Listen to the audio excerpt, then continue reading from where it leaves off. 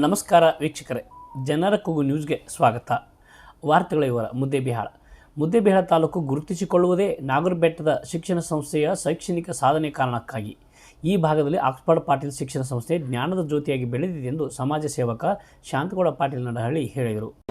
ಒಂದರಿಂದ ಹೊರಗಡೆ ಒಂದು ಸಣ್ಣ ಬಿಲ್ಡಿಂಗ್ ಕಟ್ಟಿ ರೋಡ್ ದಂಡಿಗೆ ಹೇಗೆ ಈ ದೇಶದಲ್ಲಿ ಗುರುಕುಲ ಶಿಕ್ಷಣ ಪದ್ಧತಿ ಇತ್ತು, ಅದೇ ರೀತಿಯಲ್ಲಿನೇ ಅನೇಕ ವರ್ಷಗಳವರೆಗೆ ಈ ತಾಲೂಕಿನ ಅನೇಕ ಬಡ ಮಕ್ಕಳಿಗೆ ಬಹುಶಃ 30 ಹಳ್ಳಿಗಳಿರ್ಬೋದು. ಈ ಭಾಗದಲ್ಲಿ ಒಂದೇ ಒಂದು ಹೈಸ್ಕೂಲ್ ಕೂಡ ಇದ್ದಿದ್ದಿಲ್ಲ. ಗೌರ್ಮೆಂಟ್ ಒಂದೇ ಒಂದು ಹೈಸ್ಕೂಲ್ ಇಲ್ಲ.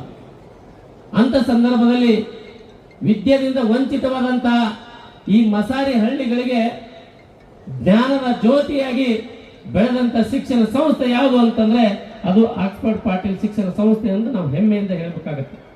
ಇಡೀ ಇವತ್ತು ಮುದ್ದೇಬಿಹಾಳ ಪರಿಚಯ ಆಗೋದು ಯಾರಿಂದ ಅಂತಂದ್ರೆ ಅದು ನಾಗರಬೆಟ್ಟ ಶಿಕ್ಷಣ ಸಂಸ್ಥೆಯಿಂದ. ಇವತ್ತು ಇಡೀ ಕರ್ನಾಟಕದಲ್ಲಿನೇ ಇವತ್ತು ಅತಿ ಹೆಚ್ಚು ಮೆಡಿಕಲ್ಗೆ ಆಯ್ಕೆಯಾದಂತ ವಿದ್ಯಾರ್ಥಿಗಳು ಎಲ್ಲಿದ್ದಾರೆ ಅಂತಂದ್ರೆ ಅದು ಆಕ್ಸ್ಫರ್ಡ್ ವಿದ್ಯಾಸಂಸ್ಥೆಯಲ್ಲಿದ್ದಾರೆ. ನಾನು ಹೇಳೋದಿಷ್ಟೇ, ನೀವು ಇವತ್ತಿಲ್ಲಿ ಇಂಜಿನಿಯರ್ ಆಗ್ಬೋದು, ಎಲ್ಲರೂ ಸರ್ಕಾರಿ ನೌಕರಿ ಮಾಡಕ್ ಸಾಧ್ಯ ಇಲ್ಲ, ಎಲ್ಲರೂ ಡಾಕ್ಟರ್ ಆಗಕ್ ಸಾಧ್ಯ ಇಲ್ಲ. ಇದ್ರೊಳಗೆ ನೀವು ಒಳ್ಳೆ ಒಬ್ಬ ರೈತನು ಆಗ್ಬೋದು, ಇಂಜಿನಿಯರ್ ಆಗ್ಬೋದು, ಒಳ್ಳೆ ರಾಜಕಾರಣಿ ಆಗ್ಬೋದು. ನೀವೇನೇ ಆದ್ರೂ ಕೂಡ ನಾವು ಆದರ್ಶ ವ್ಯಕ್ತಿತ್ವವನ್ನ ಜೀವನದಲ್ಲಿ ನಡವಡಿಸಿಕೊಂಡು ನಡಿಬೇಕು ಅನ್ನೋಂಥ ಮಾತನ್ನು ಹೇಳ್ತಾ ತಾಲೂಕಿನ ನಾಗರಬೆಟ್ಟದ ಆಕ್ಸ್ಫರ್ಡ್ ಪಾಟೀಲ್ ಸೈನ್ಸ್ ಕಾಲೇಜಿನಲ್ಲಿ ಶನಿವಾರ ಹಮ್ಮಿಕೊಂಡಿದ್ದ ಆಕ್ಸ್ಫರ್ಡ್ ಪಾಟೀಲ್ಸ್ ಜೀನಿಯಸ್ ಅವಾರ್ಡ್ ಸ್ಪರ್ಧೆಯಲ್ಲಿ ಅವರು ಮಾತನಾಡಿದರು.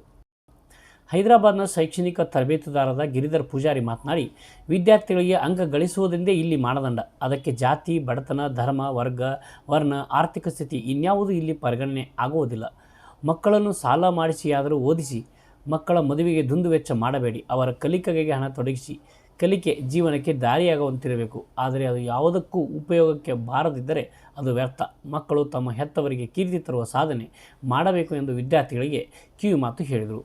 ಮಕ್ಕಳು ನೀವು ಮಾಡ್ತಾರೆ. ಓಕೆ, ನೀವು ಮಾಡಿರ್ತಕ್ಕಂಥ ಅಚೀವ್ಮೆಂಟ್ ಇದೆ, ಅವಾರ್ಡ್ ರಿವಾರ್ಡ್ ಇದೆಯಲ್ಲ, ತಂದೆ ತಾಯಿ ಕಣ್ಣಲ್ಲಿ ನೀರು ತರಿಸಿರ್ತಕ್ಕಂಥ ಮಕ್ಕಳು ಉದ್ಧಾರ ಆಗಿರ್ತಕ್ಕಂಥದ್ದು ಈ ಜಗತ್ತಿನಲ್ಲಿ ಎಲ್ಲಿ ಇಲ್ಲ. ಓಕೆ, ಒಂದು ವೇಳೆ ನೀವು ಆ ರೀತಿ ಮಾಡಿದ್ದೆ ಆದರೆ ಲಿಸನ್. ಓಕೆ, ತಂದೆ ತಾಯಿಗಳ ನೋಡಿ, ನಾನು ಏನು ಹೇಳ್ತೀನಿ, ಯಾವಾಗಲೂ ಹೇಳ್ತಿರ್ತೀನಿ, 3 ವಿಷಯಗಳು ಬಹಳ ಇಂಪಾರ್ಟೆಂಟ್ ಜೀವನದಲ್ಲಿ. ನೀವು 3ನ್ನ ಕೂಡ ಸಂಪಾದನೆ ಮಾಡ್ಬೇಕಂತ ಹೇಳ್ತೀನಿ ನಾನು. 3 ಗೋಲ್ಡನ್ ಮೂಮೆಂಟ್ ಅಂತ ಹೇಳ್ತೀವಿ ನಾವು. ಒಂದು, ನೀವು ನೋಡಿ, ನಿಮ್ಮ ಮಕ್ಕಳ ಹೆಸರನ್ನ ಹೇಳಿದ ಕೂಡಲೇ ಆ ತಂದೆ ತಾಯಿ ಮುಖದಲ್ಲಿ ಒಂದು ಸ್ಪಾರ್ಕ್ ಬರಬೇಕು. ತುಂಬಾ ಹೆಮ್ಮೆ ಅನ್ಸಿ, ಏನ್ ಮಗಳ್ರಿ ಮೊನ್ನೆ ನೀಟ್ ಕ್ಲಿಯರ್ ಮಾಡಿ ಅಂದ್ರೆ ಮಗ ನೋಡ್ರಿ ಫ್ರೀ ಸೀಟ್ ಸಿಕ್ಕಾರೆ, ಮೆಡಿಕಲ್ ಸೀಟ್, ಅದು ಬೆಂಗಳೂರು ಮೆಡಿಕಲ್ ಕಾಲೇಜಲ್ಲಿ, ಗೋಪಾಲ್ ಮೆಡಿಕಲ್ ಕಾಲೇಜಲ್ಲಿ ಅಂತ ಹೇಳಿ ನಿಮ್ಮ ಬಗ್ಗೆ ನಿಮ್ಮ ತಂದೆ ತಾಯಿಗಳ ಮುಂದೆ ಹೇಳಿದಾಗ ಅವ್ರು ಹೆಂಗ ಫೀಲ್ ಆಗ್ತಾರೆ ಅಂದ್ರೆ, ಅವ್ರ ಎಕ್ಸಾಮ್ ಕ್ರ್ಯಾಕ್ ಮಾಡಿದ್ರು ಇಷ್ಟು ಖುಷಿ ಆಗ್ತತ್ತೋ ಇಲ್ಲ ಗೊತ್ತಿಲ್ಲ. ನನ್ನ ಮಗ ಕ್ರ್ಯಾಕ್ ಮಾಡಿದ್ರು ಅಂತೇಳಿ ಊರು ತುಂಬಾ ಅವ್ರು ಮೀಸೆ ತಿರುಗಿಕೊಂಡು ತಿರುಗಾಡ್ತಿರ್ತಾರ. ನಿಮ್ಮ ಅಮ್ಮ ಅಂತ ಊರ್ ಮಂದಿಗೆ ಹೋಗಿ ಬಾಗಿಲು ಬಡದು ಹೇಳಿ ಬರ್ತಾವ, ನನ್ನ ಮಗ ನಾಳೆ ಏನಾದ್ರೆ ಬರ್ರಿ ನಮ್ಮ ಮನೆಗೆ. ಅವ್ರು ಇನ್ನು 3 ತಿಂಗಳಾಗಿರೋದಿಲ್ಲ ಮೆಡಿಕಲ್ ಕಾಲೇಜ್ಗೆ ಹೋಗಿ ಊರ್ ಮನೆಗೆ ಬರ್ತಾರ. ನೋಡು ನೋಡು ಅಲ್ಲಮ್ಮ, ನಾನು ನಿಮ್ಮ ಕ್ಲಾಸ್ ಸಿಲೆಬಸ್ ಸ್ಟಾರ್ಟ್ ಆಗಿಲ್ಲ ಅಂದ್ರೆ ಅಷ್ಟು ಖುಷಿ ಪಡ್ತಾರ ನಮ್ಮ. ಅಂದ್ರೆ ಕಂಪ್ಲೀಟ್ ಕನಸುಗಳೆಲ್ಲ ನಿಮ್ಮ ಮೇಲೆ ಕಟ್ಟಿರ್ತಾರೆ ಅವರು. ನೀವು ಬಿಟ್ಟು ಬೇರೆ ಪ್ರಪಂಚನೇ ಇರೋದಿಲ್ಲ ಅವರಿಗೆ. ನಿಮ್ಗೆ 108 ಪ್ರಪಂಚ. ಒಂದ್ ಕಡೆ ಮೊಬೈಲು, ಸೋಷಿಯಲ್ ಮೀಡಿಯಾ, ಕ್ಲಾಸ್ಮೇಟ್ಸು, ಹೌದಲ್ಲ, classmates, table mates, room mates, ಹೌದಾ, ಎಲ್ಲ ರೂಮ್ ಬಿಡ್ತಾರೆ. ಎಷ್ಟು ಬದಲಾಗ್ತಾರೆ ಅಂತಂದ್ರೆ, ಮೆಡಿಕಲ್ ಮಾಡೋದಕ್ಕೆ ಹೋದಂತ ಹುಡುಗರು ಅಪ್ಪನಿಗೆ ಮೊಬೈಲ್ ಎಲ್ಲಪ್ಪ ನನ್ನ ಹತ್ರ ಅಂತ ಹೇಳಿ ಐಫೋನ್ ಇಟ್ಕೊಂಡು ಮೇಂಟೈನ್ ಮಾಡ್ತಕ್ಕಂಥ ಮಕ್ಕಳಿದ್ದಾರೆ. ಬೈಕೇ ಇಲ್ಲ ಅಂತೇಳಿ ಫ್ರೆಂಡ್ ಬೈಕ್ ಅಂತ ಹೇಳಿ. ಅಂದ್ರೆ ಇದನ್ನೆಲ್ಲ ಯಾಕೆ ಮಾಡ್ತಾರೆ ಅಂದ್ರೆ, ಮಕ್ಕಳು ಬೆಳೀತಾ ಬದಲಾಗ್ತಾರೆ, ತಂದೆ ತಾಯಿ ಬೆಳೀತಾ ಬದಲಾಗೋದು ಮಕ್ಕಳ ಮೇಲೆ ಡಿಪೆಂಡ್ ಆಗ್ತಾರೆ. ಇವರು ಮಕ್ಕಳು ಬೆಳೀತಾ ಇಂಡಿಪೆಂಡೆಂಟ್ ಆಗ್ತಾರೆ. ಇದು ಬಹಳ ದುರಂತ. ಅದಕ್ಕೆ ನೀವು ಎಷ್ಟೇ ದೊಡ್ಡವರಾದ್ಮೇಲೆ ತಂದೆ ತಾಯಿಗಳಿಗೆ ನಾನು ಹೇಳಿದೆ 3 ಗೋಲ್ಡನ್ ಮೂಮೆಂಟ್ಸ್ ಅಂತ ಹೇಳಿ. ಒಂದು, ನಿಮ್ಮ ಬಗ್ಗೆ ಯಾರಾದ್ರೂ ನಿಮ್ಮ ತಂದೆ ತಾಯಿ ಮುಂದೆ ಮಾತಾಡಿದ್ರೆ ಅವರಿಗೆ ನಿಮ್ಮ ಬಗ್ಗೆ ಹೆಮ್ಮೆ ಅನಿಸ್ಬೇಕು. ಅವ್ರ ಮುಖದಲ್ಲಿ ಒಂದು ನಗು ಬರ್ಬೇಕು, ಅವ್ರ ಮುಖದಲ್ಲಿ ಒಂದು ಹೊಳಪು ಬರ್ಬೇಕು. ಏನು ಮಗರಿ, ಏನು ಮಗಳ್ರಿ, ಇದ್ರೆ ಇಂಥ ಮಗ ಇರಬೇಕಿಂತ ಮಗಳಿರ್ಬೇಕಂತೇಳಿ ಅವ್ರು ಹೇಳಿದಾಗ ತಂದೆ ತಾಯಿ ಖುಷಿ ಪಡ್ಬೇಕು. ಅಂತ ಮಕ್ಕಳು ನಾವು ಆಗ್ಬೇಕು. ಆ ತಂದೆ ತಾಯಿ ಮುಖದಲ್ಲಿ ಕಂಡು ಬರುವಂತ ಹೊಳಪಿದೆಯಲ್ಲ, ಆ ಖುಷಿ ಇದೆಯಲ್ಲ, ಅದು ಮೊದಲನೇ ಗೋಲ್ಡನ್ ಮೂಮೆಂಟ್. 2ನೇ ಗೋಲ್ಡನ್ ಮೂಮೆಂಟ್, ನೀವು ಓದಿರ್ತಕ್ಕಂಥ ಶಾಲಾ ಕಾಲೇಜುಗಳಿಗೆ ಈಗ ನೋಡಿ, ಇವತ್ತಿಗೆ ಯಾರು ನೀಟ್ ಕ್ಲಿಯರ್ ಮಾಡಿದ್ರೆ ಅವರಿಗೆಲ್ಲ ಇವತ್ತು ಸನ್ಮಾನ ಸಮಾರಂಭ ಇದೆ, ಫೆಲಿಸಿಟೇಷನ್ ಇದೆ. ನೀವು ಓದಿರ್ತಕ್ಕಂಥ ಶಾಲಾ ಕಾಲೇಜಿಗೆ ನಿಮ್ಮನ್ನು ಗೆಸ್ಟ್ ಆಗಿ ಕರೆಸಿ ನಿಮಗೆ ಹಾನರ್ ಮಾಡ್ತಾರೆ. ಅವಾಗ ನಿಮ್ಮ ಮುಖದಲ್ಲಿ ಕಂಡು ಬರ್ತಕ್ಕಂಥ ಚಾರ್ಮ್ ಇದೆಯಲ್ಲ, ಆ ನಗು ಇದೆಯಲ್ಲ, ಆ ಖುಷಿ ಇದೆಯಲ್ಲ, ಅದು 2ನೇ ಗೋಲ್ಡನ್ ಮೂಮೆಂಟ್. 3ನೇ ಗೋಲ್ಡನ್ ಮೂಮೆಂಟ್, ನೀವೀಗ ಸನ್ಮಾನ ಸ್ವೀಕಾರ ಮಾಡಿದ ನಂತರ ಯಾರಾದ್ರೂ ಒಪಿನಿಯನ್ ಹೇಳ್ರಿ ಅಂತ ಹೇಳ್ತಾರೆ. ಇಲ್ಲಿ ನಿಮಗೆ ಇಷ್ಟು ಸನ್ಮಾನ ಇದೆ, ನೀವು ಓದಿರುವಂತ ಪ್ರೈಮರಿ ಸ್ಕೂಲಿಗೆ ಹೋಗ್ಬಿಟ್ರೆ ನೀವೇ ರೋಲ್ ಮಾಡಲ್ ಅಲ್ಲಿ, ನಿಮ್ಮ ಊರಿಗೆ ನೀವೇ ರೋಲ್ ಮಾಡಲ್, ದೊಡ್ಡ ಕಟೌಟ್ ಆಗಿಬಿಡ್ತಾರೆ, ನಿಮ್ದು ದೊಡ್ಡ ಫ್ಲೆಕ್ಸ್ ಹಾಕ್ತಾರೆ ನಿಮ್ಮ ಊರಕ್ಕೆ. ಓಕೆ, ಎಲ್ಲರಿಗೆ ನೀನು ಐಡಿಯಲ್. ಓಕೆ, ಎಲ್ಲರಿಗೂ ನೀನು ಒಬ್ಬ ಆದರ್ಶ ವ್ಯಕ್ತಿ, ರೋಲ್ ಮಾಡಲ್ ನೀನು. ಓಕೆ, ಆದ್ರೆ ಹಿಂಗೆ ಆಗ್ಬೇಕು. ಇದೇನು ದೊಡ್ಡ ನೋಡಿ, ಇದೇನು ದೊಡ್ಡ ಸರ್ಕಸ್ ಅಲ್ಲ. ನಿಮ್ಮಪ್ಪ 45 ವರ್ಷ ಅನುಭವಿಸಿರ್ತಕ್ಕಂಥ ಕಷ್ಟ 2 ವರ್ಷ ನೆನಪಿರ್ಲಿ. ಈ 2 ವರ್ಷದಲ್ಲಿ ಡಿಸ್ಟ್ರಾಕ್ಷನ್ಸ್ ಬಹಳ ಬರ್ತದೆ. 3ನೇ ಗೋಲ್ಡನ್ ಮೂಮೆಂಟ್ ಯಾವ್ದಂತಂದ್ರೆ, ನೀವು ಬಂದು ಸ್ಪೀಚ್ ಮಾಡಿದ ನಂತರ ಕೆಳಗೆ ಹೋಗ್ಬೇಕಾದ್ರೆ ಎಲ್ಲರೂ ನಿಮ್ ಜೊತೆಗೆ ಸೆಲ್ಫಿ ತಗೋತಾರೆ, ನಿಮ್ದು ಫೋಟೋ ತೆಗಿತಾರೆ. ಅವ್ರ ಮಗನ ನಿಮ್ ಪಕ್ಕದಲ್ಲಿ ನಿಲ್ಲಿಸಿ ಫೋಟೋ ತೆಗಿತಾರೆ. ಬೇರೆ ಪೇರೆಂಟ್ಸ್ ಬಂದು ನಿಮ್ ಜೊತೆ ನಿಂತ್ಕೊಂಡು ಫೋಟೋ ತೆಕ್ಕೋತಾರೆ. ಅದನ್ನ ನೀವು ನೋಡಿದಾಗ, ಅದನ್ನ ಅವ್ರು ಸೋಷಿಯಲ್ ಮೀಡಿಯಾದಲ್ಲಿ ಹಂಚ್ಕೊಂಡಾಗ, ಅದನ್ನ ನಿಮ್ಮ ಫೋಟೋನ ಇನ್ನೊಬ್ರು ಡಿಪಿ ಆಗಿ ಇಟ್ಕೊಂಡಾಗ, ಪ್ರೊಫೈಲ್ ಪಿಕ್ಚರ್ ಆಗಿ ಇಟ್ಕೊಂಡಾಗ ನಿಮಗೆ ಖುಷಿ ಅನ್ಸುತ್ತೆ. ಅದು 3ನೇ ಗೋಲ್ಡನ್. ಅಧ್ಯಕ್ಷತೆ ವಹಿಸಿದ್ದ ಆಕ್ಸ್ಫರ್ಡ್ ಪಾಟೀಲ್ ಸಮೂಹ ಶಿಕ್ಷಣ ಸಂಸ್ಥೆಯ ಆಡಳಿತಾಧಿಕಾರಿ ಅಮಿತ್ ಗೌಡ ಪಾಟೀಲ್ ಮಾತನಾಡಿ, ನಮ್ಮ ಶಿಕ್ಷಣ ಸಂಸ್ಥೆಯಲ್ಲಿ ಕೋವಿಡ್ ಅವಧಿಯಲ್ಲಿಯೇ 85 ವಿದ್ಯಾರ್ಥಿಗಳು ಮೆಡಿಕಲ್ ಸೀಟು ಪಡೆದುಕೊಂಡಿದ್ದು, ನಂತರದ ವರ್ಷಗಳಲ್ಲಿ ಕ್ರಮೇಣ ಮೆಡಿಕಲ್ ಸೀಟು ಸಂಖ್ಯೆ ಹೆಚ್ಚುತ್ತಾ ಸಾಗಿತು. 2020ರಲ್ಲಿ 187 ವಿದ್ಯಾರ್ಥಿಗಳು ಮೆಡಿಕಲ್ ಸೀಟು ಪಡೆದುಕೊಂಡಿದ್ದಾರೆ. ಬಡ ಪ್ರತಿಭಾವಂತ ವಿದ್ಯಾರ್ಥಿಗಳಿಗೆ ಶಿಕ್ಷಣದಿಂದ ವಂಚಿತರಾಗಬಾರದು ಎಂಬ ಕಾರಣಕ್ಕಾಗಿ ಕರ್ನಾಟಕದಲ್ಲಿ 3 ಕೋಟಿ ರೂಪಾಯಿ ವೆಚ್ಚದ ಸ್ಕಾಲರ್ಶಿಪ್ ಕೊಡುವ ಏಕೈಕ ಸಂಸ್ಥೆ ಎಂದರೆ ಅದು ಆಕ್ಸ್ಫರ್ಡ್ ಪಾಟೀಲ್ ಶಿಕ್ಷಣ ಸಂಸ್ಥೆ ಮಾತ್ರ ಎಂದು ಹೇಳಿದರು. ಬಡ ಪ್ರತಿಭಾವಂತ ವಿದ್ಯಾರ್ಥಿಗಳು ಟ್ಯಾಲೆಂಟ್ ಇರುತ್ತೆ, ಆದರೆ ಅವ್ರ ಮನೆಯಲ್ಲಿ ಆರ್ಥಿಕ ಪರಿಸ್ಥಿತಿ ಸರಿ ಇರಂಗಿಲ್ಲ. ಎಷ್ಟೋ ವಿದ್ಯಾರ್ಥಿಗಳು ಶಿಕ್ಷಣದ ವಂಚನೆ ಆಗ್ತಾ ಇದ್ದಾರೆ. ಎಷ್ಟೋ ವಿದ್ಯಾರ್ಥಿಗಳು ಟ್ಯಾಲೆಂಟ್ ಇದ್ರು ಓದಿಸ್ಬೇಕಂತ ಯಾರೂ ಮುಂದೆ ಬರ್ತಾ ಇಲ್ಲ. ಆಲ್ರೆಡಿ ಸರ್ ಹೇಳಿದ್ರು, ನಮಗೆ ಗಿರಿರಾಜ್ ಸರ್ ಹೇಳಿದ್ರು, ಫಸ್ಟ್ ಇಯರ್ ಮತ್ತು ಸೆಕೆಂಡ್ ಪಿ ಯು ಸಿ ಅವರಿಗೆ ಟರ್ನಿಂಗ್ ಪಾಯಿಂಟ್. ಫಸ್ಟ್ ಇಯರ್ ಮತ್ತು ಸೆಕೆಂಡ್ ಪಿ ಯು ಸಿ ಒಳ್ಳೆ ರೀತಿಯಲ್ಲಿ ಓದಿ, ಒಳ್ಳೆ ನೀಟ್ ಮತ್ತು JEE ಇರ್ಬೋದು, CET ಇರ್ಬೋದು, ಒಳ್ಳೆ ರ್ಯಾಂಕಿಂಗ್ ಅನ್ನು ತಗೊಂಡ್ರೆ ಅವ್ರದ್ದು ಕುಟುಂಬನೇ ಬದಲಾಗುತ್ತೆ, ಭವಿಷ್ಯನೇ ಬದಲಾಗುತ್ತೆ. ಅವ್ರದ್ದು ಒಂದೇ ಭವಿಷ್ಯ ಬದಲಾಗಲ್ಲ, ಅವ್ರ ಕುಟುಂಬ ಭವಿಷ್ಯನೇ ಬದಲಾಗುತ್ತೆ.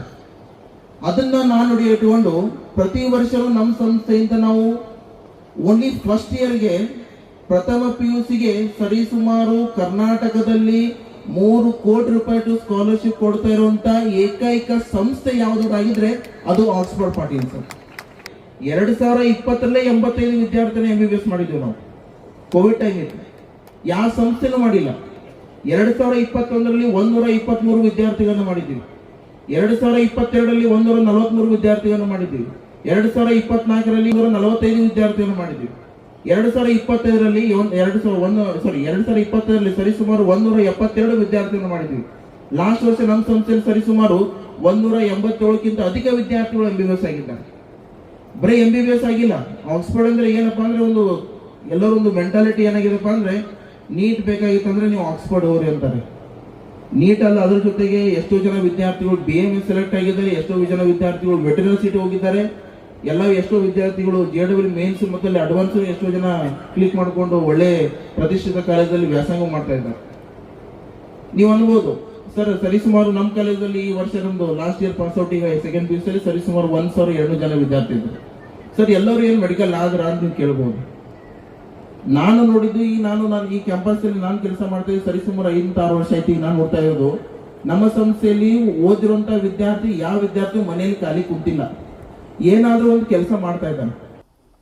ಅಕ್ಕಮಹಾದೇವಿ ಮಹಿಳಾ ವಿಶ್ವವಿದ್ಯಾಲಯದ ಕುಲಸಚಿವ ಶಂಕರಗೌಡ ಸೋಮನಾಳ್, ದೇವಿಕಾ ಸುಬ್ಬರಾವ್ ಫೌಂಡೇಶನ್ ಅಧ್ಯಕ್ಷೆ Pallavi Nadagoud, professor Basavaraj Aski, doctor SB Biradar ಮಾತನಾಡಿದರು.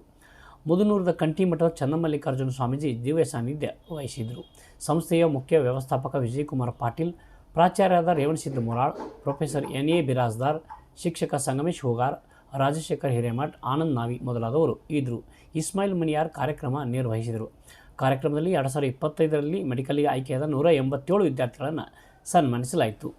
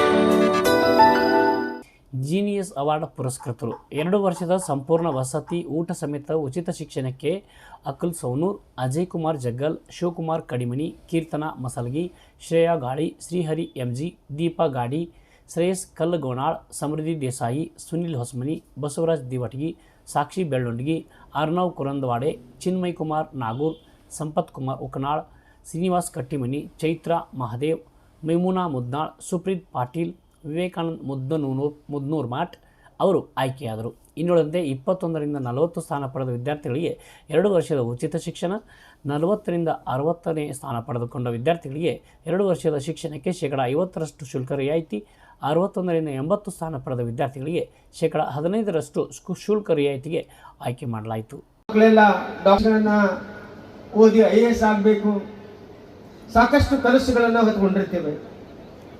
ಎಲ್ಲೋ ಬೆಂಗಳೂರು, ಡೆಲ್ಲಿಯಲ್ಲಿ ಕೂತು, ಹೈದರಾಬಾದಲ್ಲಿ ಕೂತು ಓದಿ ಒಂದು ಸಾಧನೆ ಮಾಡೋದು ದೊಡ್ಡ ಸಾಧನೆ ಅಲ್ಲ. ಇಂಥ ಚಿಕ್ಕ ಗ್ರಾಮದಲ್ಲಿ ಇಂತಹ ದೊಡ್ಡ ಒಂದು ಸಂಸ್ಥೆಯಲ್ಲಿ ಒಂದು ಜ್ಞಾನವನ್ನ ಪೋಷಣೆ ಮಾಡೋದು ಅಂತಂದ್ರೆ ಅದು ಅಸಾಮಾನ್ಯವಾದ. ಇನ್ನಷ್ಟು ಸುದ್ದಿಗಾಗಿ ನೋಡ್ತಾ ಇರಿ ಜನರ ಕೂಗು ಯೂಟ್ಯೂಬ್ ಚಾನಲ್. ಇದು ನಿಮ್ಮದೇ ಧ್ವನಿ. ಸಬ್ಸ್ಕ್ರೈಬ್ ಮಾಡಲು ಮರೆಯಬೇಡಿ.